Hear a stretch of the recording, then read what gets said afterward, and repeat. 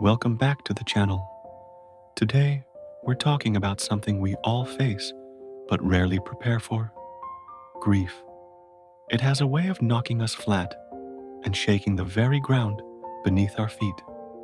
Sometimes, it doesn't just take our strength, it takes our breath.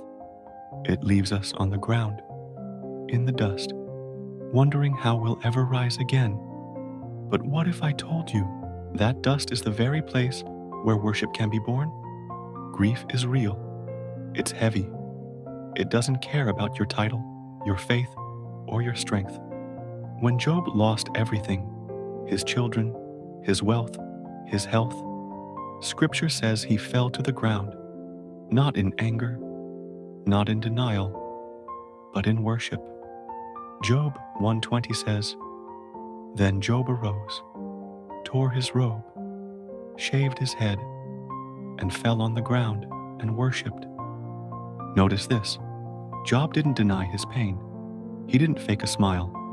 No, he tore his robe. He shaved his head.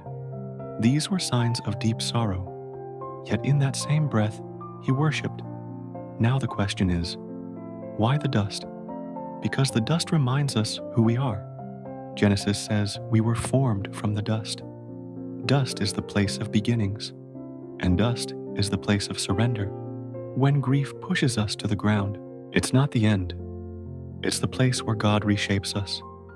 In the dust, pride is stripped away. In the dust, our hands are empty, but our hearts can be lifted to the one who gives and takes away. Worship in grief isn't loud. It's not always a song. Sometimes it's just a whisper. God, I still trust you. Think about Jesus in Gethsemane. He sweat drops of blood.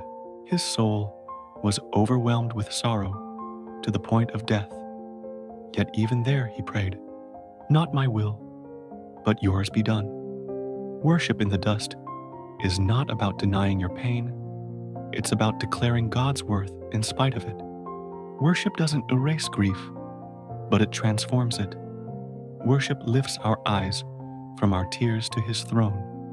Worship reminds us that sorrow may last for the night, but joy comes in the morning. Worship anchors us when everything else feels like it's slipping away. And here's the beauty. In the dust, God doesn't just meet us, he lifts us. Psalm 113:7 says, "He raises the poor from the dust and lifts the needy from the ash heap." So, if grief has pushed you to the dust, don't see it as defeat. See it as a sacred place. Lift your trembling hands, whisper your broken prayer. Let your tears become worship, because it's in the dust that God does his deepest work, and it's in worship that he begins to raise us again.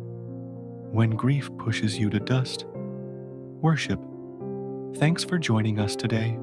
Don't forget to like, share, and subscribe for more content like this.